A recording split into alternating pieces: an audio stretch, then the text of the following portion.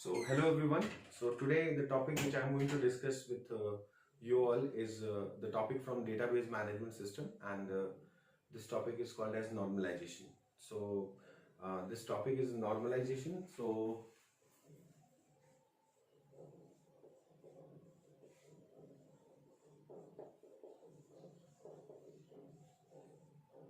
okay.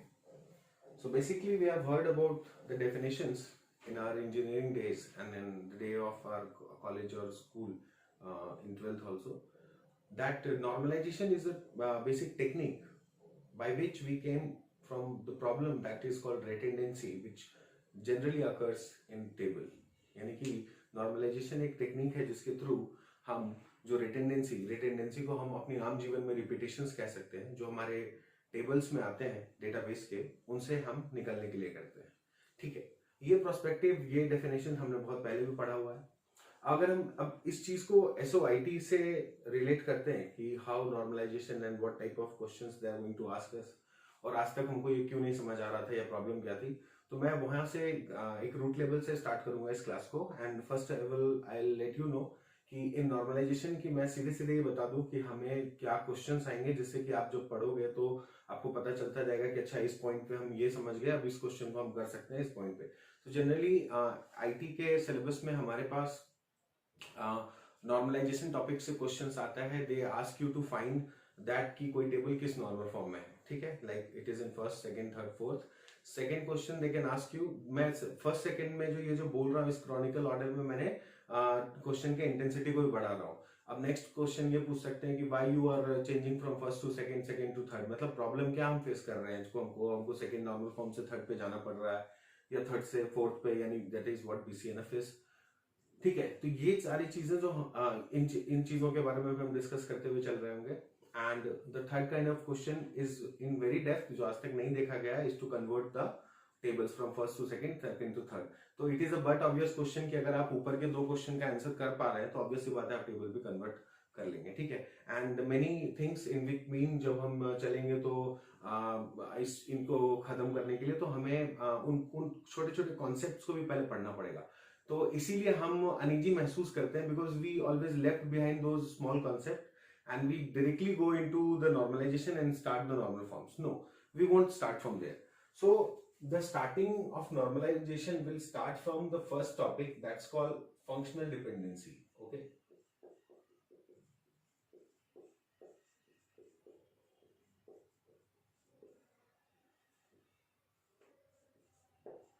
functional dependency. And second topic we'll discuss is the key concept. So once we are good in these two, then we will move towards to understand and apply the normalization rules. Okay, so first I will start with functional dependency. What is functional dependency? तो यहाँ पे जब हम functional dependency कहते हैं तो let's take an example. I am taking an example that there is a table R which has got two set of attributes, alpha and beta.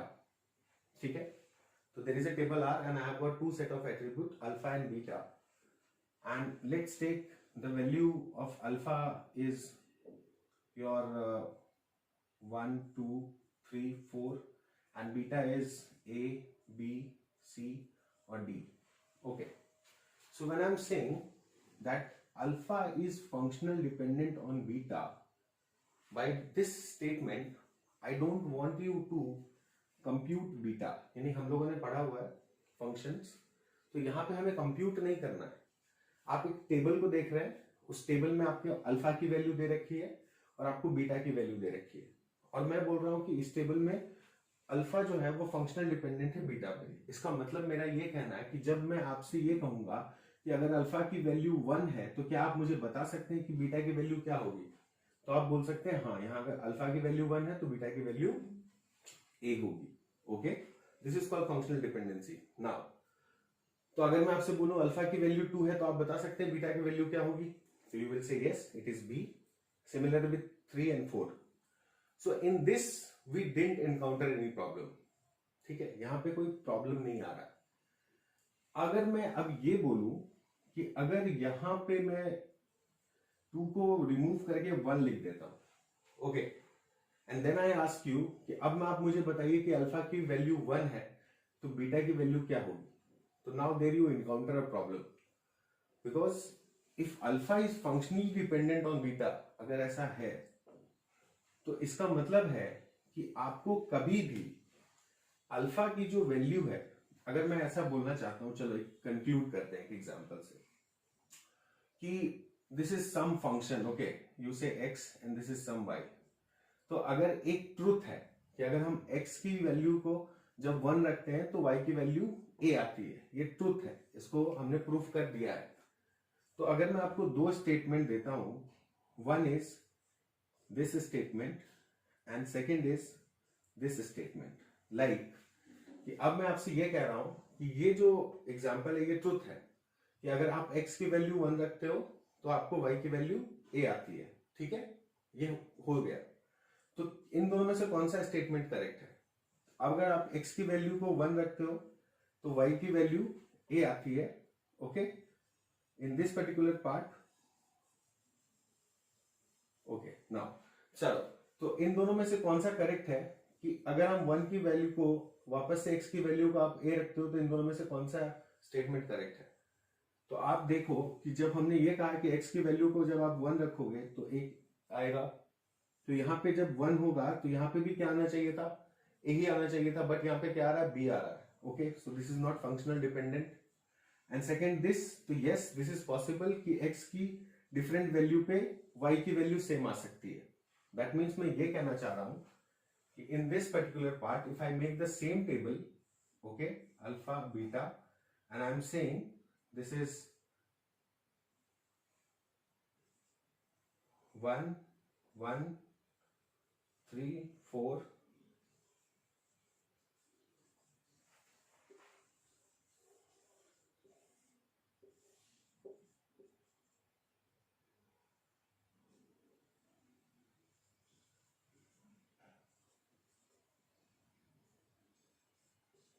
now I'm just concluding this discussion. I was telling you that there is a table R in which I am saying that alpha is functional dependent on beta. So that means from whenever I'll give you the value of alpha, you will give me the value of beta. ठीक है, क्योंकि alpha functionally dependent है beta पे। तो जब मैं बोलता हूँ अल्फा की वैल्यू 1 है तो आप बीटा की वैल्यू a बताते हो, तो इसमें कोई प्रॉब्लम नहीं है, because all the alpha part is having a unique value, तो that means this is dependent. In this case if I ask you, you say if I am saying alpha, हाँ, condition यहाँ पे हमेशा दिमाग में क्या है? Alpha is dependent on beta. तो इसका मतलब है कि अल्फा की सारी वैल्यू जो है वो फेच कर लेनी चाहिए बीटा की सारी वैल्यू को। तो अगर मैं यहाँ आता हूँ तो यहाँ पे अगर मैं बोलता हूँ कि अल्फा की वैल्यू 1 है तो बीटा की वैल्यू आप बोलते हो a, बट अगर यहाँ पे देख रहे हो आप अल्फा फिर से रिपीट हो रहा है तो बीटा की वैल्यू b। क्या ये हो सकता है? ये नहीं हो सकता है। क्यों? क्योंकि मैंने आपसे क्या कहा था कि जब अल्फा की वैल्यू हो चुकी है a, तो हर जगह पे अल्फा की 1 पे a ही आना चाहिए। All that clear? बट अगर हम नेक्स्ट केस देखें तो जहां पे अल्फा की वैल्यू 2 है वहां पे बीटा की वैल्यू a है, तो ये तो पॉसिबल है। इसका मतलब है कि x के एक वैल्यू पे बीटा की जो वैल्यू है वो हमेशा सेम रहेगी, ठीक है, बट x के 2 डिफरेंट वैल्यू पे अल्फा की वैल्यू सेम हो सकती है। Is that all clear? तो that means this is not functional dependent, but again this is functional dependent and this is functional dependent.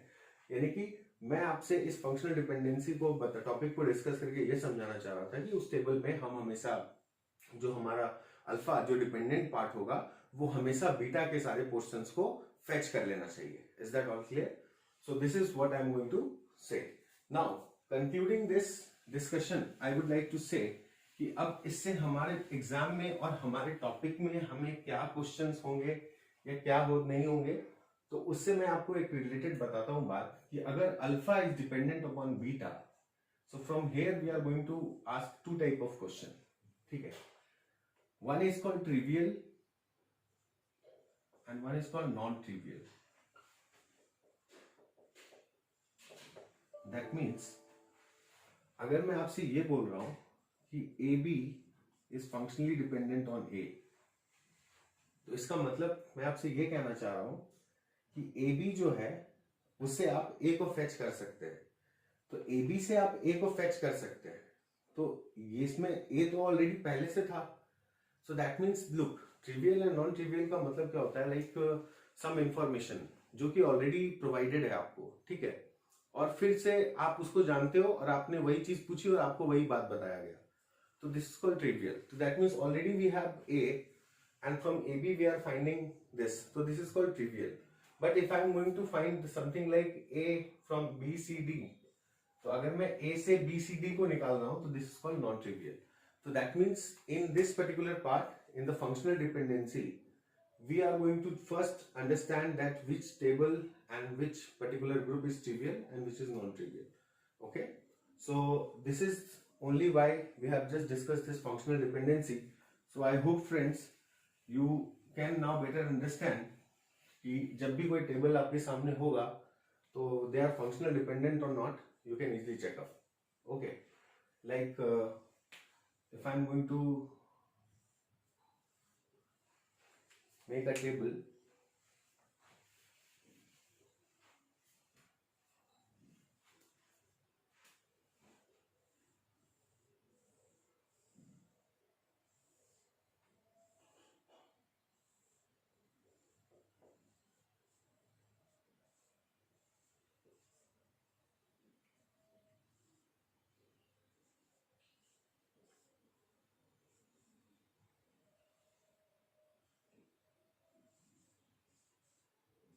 okay, so this is a table R which has got three attributes A, B, C, and now we want to check who is functionally dependent on whom.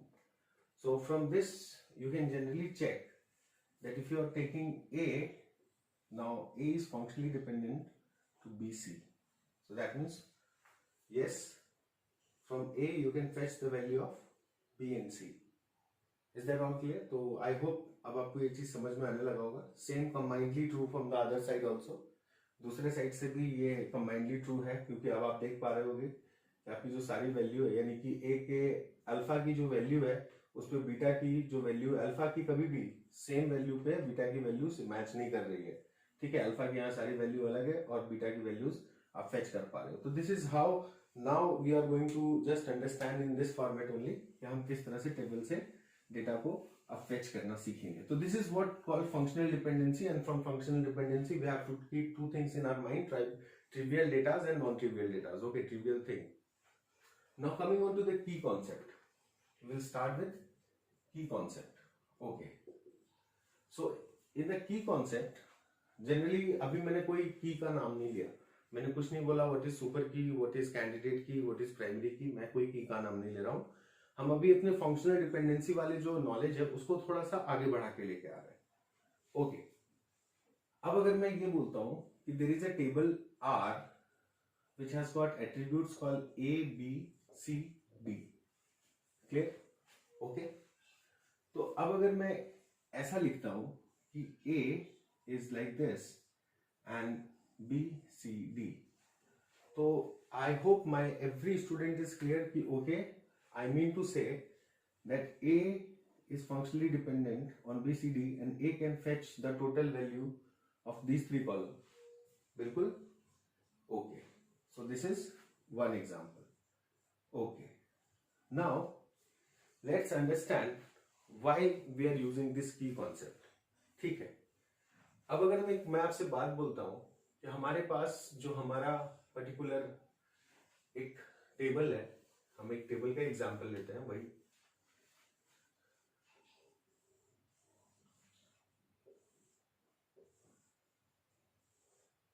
Now in this particular table, if we say the data ABC,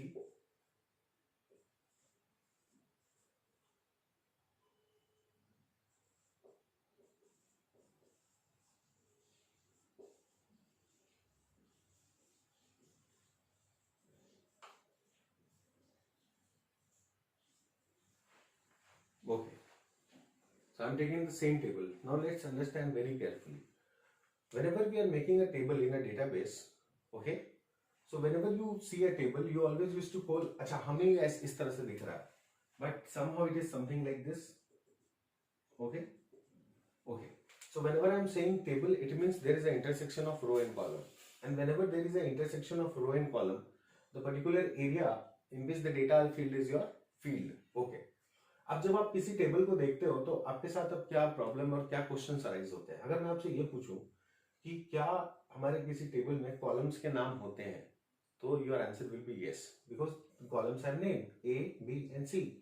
तो इसका मतलब है कि अगर मुझे उससे कुछ चीजों को फेच करने के लिए कहा जाए तो हम आराम से निकाल सकते हैं। Like if I ask you to fetch column A value, आप निकाल लोगे बिकॉज A है और आपने निकाल लिया नीचे की चीजें। तो column have name, but when it comes to the rows, row यानी दूसरे लैंग्वेज में टपल्स, जब हम टपल की बात करते हैं तो क्या टपल्स के पास कोई नाम होता है? तो tuple don't have names, okay, but the row are having names, but columns are having name and rows are not having name. तो इफ द केस इज कि अगर मैं आपसे ये कहता हूं कि आप कॉलम मुझे स्पेसिफिकली बताओगे तो मैं वैल्यू बता दूंगा, बट जब मैं रो की बात करता हूं तो यहां पे तो नाम ही नहीं है। तो अब मैं क्या करूंगा? तो अब मैं की का कॉन्सेप्ट यूज करूंगा। की का मतलब सिंपल डेफिनेशन में क्या होता है स्टूडेंट्स, कि की वो वैल्यू होती है that is the attribute which finds any value from the given relational table. ठीक है, सो की is an attribute which finds the particular different value from a given relational table. तो की अगर कोई है तो वो इस टेबल की किसी वैल्यू को फाइंड करने के लिए सक्षम होनी चाहिए। ठीक है, तो सबसे पहले कॉन्सेप्ट तो ये आना चाहिए, की का मतलब क्या है कि अच्छा वो टेबल में से किसी भी वैल्यू को क्या कर सकता है, फाइंड करने के लिए कैपेबल है। तो this is the definition of key. First, now I will be changing the definitions, okay. तो this is first, and now how it is possible कि आप ऐसा करेंगे कैसे?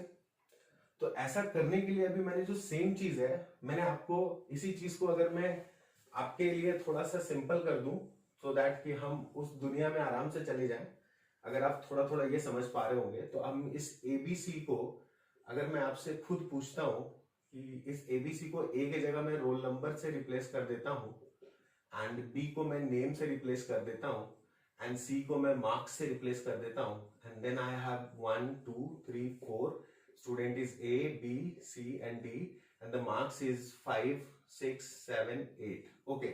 and now I am asking you कि हमारे पास जो particular I hope it is not visible from that part, so now let's take it from here in the middle one। what I was trying to do, actually मैं इस particular table को अब visualise कर रहा हूं कि I am replacing this A with roll number, I'm replacing B with name and replacing C with marks, and everything is its value, and this is A, B, C and D, and marks is 5 6 7 and 8। students, now let's focus। अभी मैंने आपको क्या बोला, table में किसी भी table में किसी भी वैल्यू को फेच करने के लिए उसके पास एट्रीब्यूट होना चाहिए, एंड अगर वो कर पाता है तो ही इज द की, वो की है। तो अब मैं आपसे ये पूछ रहा था कि अभी अगर मैं इस टेबल को देख रहा था तो मैं बोल रहा था columns are having name, okay. If I am going to get such column which is unique by nature, so that can fetch the value. यानी कि अगर मैं आपसे ये पूछूं कि इन तीनों कॉलम्स में अगर हम बोले कि हमें इसमें से किसको मींस बनाना चाहिए, मींस लाइक हम की तरह यूज कर सकते हो, तो आपके मन में भी आ रहा होगा roll number, because every time हम फंक्शनल डिपेंडेंसी पढ़ चुके हैं, तो हम जानते हैं कि हम अल्फा की वो वैल्यू लेंगे जिसमें कि बीटा की वैल्यू क्या होगी, यूनिक होगी। यानी एक अल्फा की वैल्यू पे बीटा की कभी भी दो वैल्यू यूनिक मींस नहीं हो सकती। हमेशा हमेशा क्या होना चाहिए कि यहाँ पे अगर 1 है तो 1 पे A आ रहा है, तो 1 पे यहाँ भी A ही आना चाहिए। Is that all clear? तो इफ इट इज सेटिस्फाइंग तो ये फंक्शनल डिपेंडेंसी है। अगर ऐसा फंक्शनल डिपेंडेंसी है तो we can find the values, हम वैल्यूज फाइंड कर सकते हैं। और इसी को पढ़ने में हमने ये समझा कि अल्फा जो होता है वो हमेशा क्या होना चाहिए, यूनिक बाय नेचर होना चाहिए, तभी हम इस चीज को आराम से कर सकते हैं। ओके, तो इसका मतलब है कि जब मैंने इस चीज को उस फंक्शनल डिपेंडेंसी के थ्योरी को इस पे डाला और इससे जब हम इस पे आए जो हम अपने आम जिंदगी में देखते हैं, तो अब शायद हम समझ पा रहे होंगे कि इसमें से मैं किसको की की तरह यूज करने की कोशिश करूंगा। दो I am in a concept of की, कि हम किस चीज को लें कि हमें इस टेबल की सारी की वैल्यूज क्या हो जाए, फेच हो जाए। तो you are going to take roll number correctly, okay okay, तो you are going to take the roll number. तो अब मैं इसी चीज को हटाता हूं और अब मैं आपको यही लेके आता हूं कि हमने आपको क्या समझाने की कोशिश करी। अभी हमने आपसे अब पूछा कि एक टेबल है R जिसमें कि हमारे पास ABCD एट्रीब्यूट्स हैं, that means your columns, okay. And अब हम बोल रहे हैं कि ए जो है वो फंक्शनल डिपेंडेंट है बीसीडी पे, तो इसका मतलब है कि ए अगर फंक्शनल डिपेंडेंट है बीसीडी पे तो इसका मतलब ए बीसीडी की वैल्यू को फेच कर सकता है। Is that all clear? यानी कि मैं जब ए की वैल्यू बताऊंगा तो आप फटाक से मुझे बीसीडी की वैल्यू बता दोगे। Is that all clear? यानी कि ए अकेले सारे वैल्यू को, मैंने पूरी टेबल की वैल्यू को फेच कर सकता, बिकॉज ए खुद की वैल्यू तो रखता ही है और ए की वैल्यू आने से आप बीसीडी की वैल्यू लेके आ सकते हो। Is that all clear? Okay, so that means यहाँ पे हम ए क्लोजर अगर देखें अपने आप में तो हम इससे पूरी वैल्यू को फेच कर सकते हैं, यानी कि पूरी टेबल की वैल्यू को फेच कर सकते हैं। तो इसका मतलब यहाँ हम ए को क्या बोल सकते हैं कि ए हमारा क्या हो सकता है, की है। Is that all clear? I am saying key है। अभी भी student I have not used any word like super key और कैंडिडेट की और anything. Okay, so I hope we understood कि ए अब की है। ओके, नाउ अब जल्दी से ये मींस सुपर की इनके डेफिनेशंस को भी समझ लेते हैं। एक्चुअली की के डेफिनेशन को means there are many different type of keys. Okay, ऐसा लोग बोलते थे, तो उनके कॉन्सेप्ट को हटाने के लिए हमने यूज कर दिया कि अब हम की नहीं बोलेंगे, अब हम सुपर की बोलेंगे। हम क्या बोलेंगे? सुपर की बोलेंगे। तो इसका मतलब है कि अभी आप की को की नहीं बोल के क्या बोलते हैं? सुपर की। तो दैट मीन्स एवरी की in the particular part is super की। ठीक है, यानी सब सुपर की है। अभी मैं क्या बोलना चाह रहा हूं, यू कैन अंडरस्टैंड। अभी मैं क्लियर करता हूं। अभी आपको ये चीज अगर क्लियर हो गया, this is in front of the eyes. अभी हम एक दूसरा एग्जांपल लेते हैं। I am taking again a table R and in this is again attributes A B C D and this time I am saying कि हमारे A B C से A B C is functionally dependent on D, यानी मैं ए B सी की value बताऊंगा तो D की value आ जाएगी। ठीक है, A B is functionally dependent on C D, यानी हम ए बी के वैल्यू आपको देंगे तो आप सी डी की फेच कर लोगे, और A is functionally dependent on B C D, यानी हम आपको ए की वैल्यू देंगे तो आप बी सी डी बता दोगे। ओके, ठीक है। तो अभी अगर आप इस कॉन्सेप्ट को, अगर आपको याद हो तो आपने इस कॉन्सेप्ट में ये बताया था कि वो चीज यानी वो एलिमेंट जो कि पूरी टेबल की वैल्यू को फाइंड कर सकता है उसको आप क्या बोलते हो? की, और की को हम क्या बोलते हैं? सुपर की। ठीक है, ओके। तो वो हो सकता है टेबल में एक या एक से ज्यादा भी हो सकता है। ठीक है, तो यहाँ पे अगर आपने देखा जो डिपेंडेंसी है उसके अकॉर्डिंग तो एक ही निकला, यानी ए फंक्शनल डिपेंडेंट था बीसीडी पे और ए से पूरी टेबल की वैल्यू आ जाती है, तो इसलिए ए की था। अब इस जगह से आगे देखते हैं कि कौन कौन से की बन सकते हैं। अच्छा, ए बी सी पे फंक्शनल डिपेंडेंसी है डी पे, यानी ए बी सी की वैल्यू है और उसको आने से डी मिल जाएगा और इसके मिलने से पूरी टेबल की वैल्यू आ जाएगी। तो इसका मतलब है ये भी की बन सकता है। क्लियर? पूरी टेबल की वैल्यू आ रही। सिमिलरली ए बी है और ए बी से हम सी डी को निकाल सकते हैं, और ए बी से सी डी आने के बाद यहां पे भी क्या होगा? इसकी पूरी मतलब वैल्यू आ जाएगी। तो that means this is also going to be a key. And again I am seeing A है, ए से फंक्शनली डिपेंडेंट है बीसीडी, यानी ए अकेले फेच कर लेगा बीसीडी की वैल्यू और ए अकेले पूरी टेबल की वैल्यू निकाल देगा। सो this is also a type of की। दिस मीन्स थर्ड की, तीसरा सुपर की आई कैन से नाउ। तो अब ज्यादा अच्छा से समझ में आ रहा होगा सुपर की क्या होता है। सो दिस इज फर्स्ट सुपर की, बिकॉज एवरी की हमने क्या डिस्कस किया, वो जो भी की हो जो पूरे टेबल की वैल्यू को निकाल दे उसको सुपर की कहेंगे। ठीक है, ये this is my first conclusion. अब सेकंड रिवीजन में क्या आ रहा है कि ऐसा जो हमने पढ़ा उस पे जब हम चले तो हमें एक नहीं, दो नहीं, तीन सुपर की मिल गए।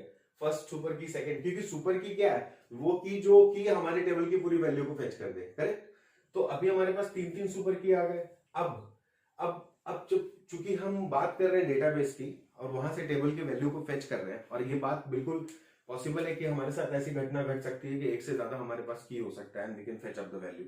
तो यहाँ पे अब रोल आता है डेटाबेस एडमिनिस्ट्रेटर का, कि वो अब चूंकि हमने ये भी पढ़ा हुआ है हमें इफिशियंसी रहना है, हमें कंसिस्टेंट रहना है, तो इफिशियंसी की बात करता हूँ कि मैं आपसे खुद पूछ रहा हूँ, जो हमने फंक्शनल डिपेंडेंसी में भी थोड़ी देर पहले बात की थी, ट्रिवियल और नॉन ट्रिवियल की। ठीक है, ट्रिवियल और नॉन ट्रिवियल में मैंने आपसे बोला था कि अगर जो चीज मेरे पास पहले से पता हो वो मुझे तुम क्यों बताओगे। दैट मीन्स अगर मैं बोल रहा हूं कि मैं एबीसी से डी को लेके आऊंगा तो मैं तुमको एबीसी की वैल्यू क्यों बताऊं जब एबीसी की वैल्यू पहले से यहां पे देनी है। तो इज दैट ऑल क्लियर?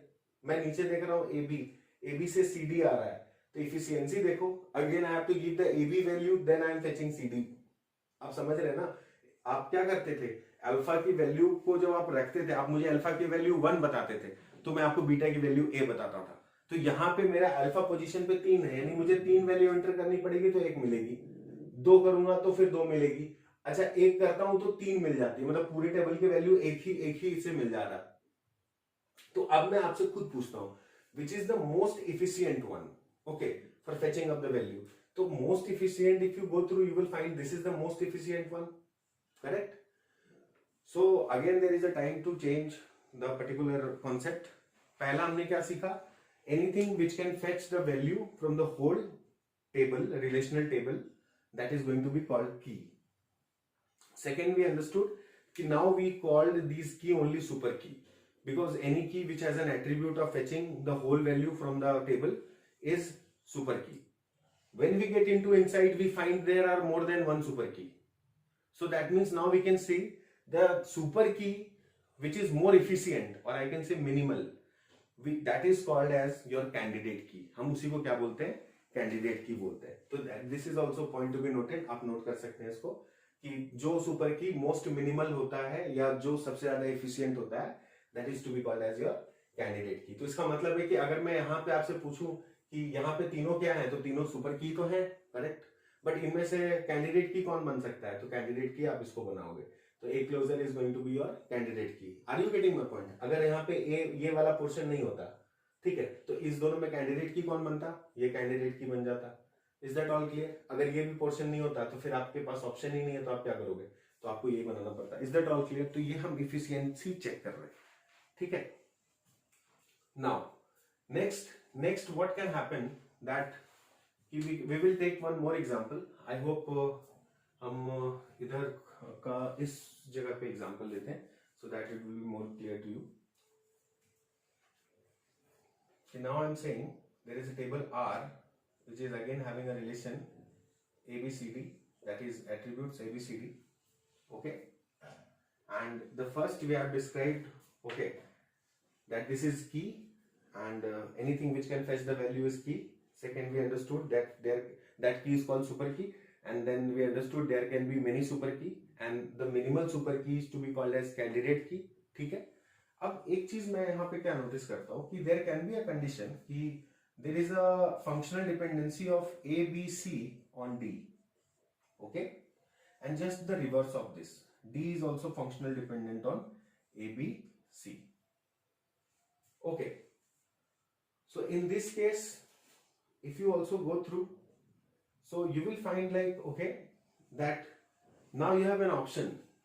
जब हमारे पास क्या होता है कि हमारा एफिशिएंसी मैच कर रहा है, तो उस जगह पे क्या होता है कि एडमिनिस्ट्रेटर के पास एक ऑप्शन होता है कि उस दोनों में से वो किसी को भी क्या कर सकता है, प्राइमरी की एलोकेट कर सकता है। यानी सारे फेच कर रहे हैं वैल्यू, उसमें से जो मोस्ट एफिशिएंट है वो कैंडिडेट की है। अब एफिशिएंसी मान लेते हैं दो की सेम हो रही है। Is that all clear? तो इन दैट केस क्या हो जाएगा, उसमें से आप किसी एक को क्या बोल सकते हैं, प्राइमरी की बोल सकते हैं। Is that all clear? So I hope ये हमें अब थोड़ा सा ये कॉन्सेप्ट जो है ये क्लियर हो गया होगा, क्योंकि बहुत ज्यादा लंबा टॉपिक है और हर टॉपिक में बहुत सारे एग्जांपल्स और सॉल्यूशंस देने पड़ते हैं, तो वो तो डिटेल में चलेगा। तो चूंकि ये डेमो है तो हम थोड़ा सा और अब आगे बढ़ेंगे, because now we have to move towards the normalization topic. Clear? तो आई होप अब हमको थोड़ा थोड़ा समझ में आ रहा होगा। Again student want to make a revision.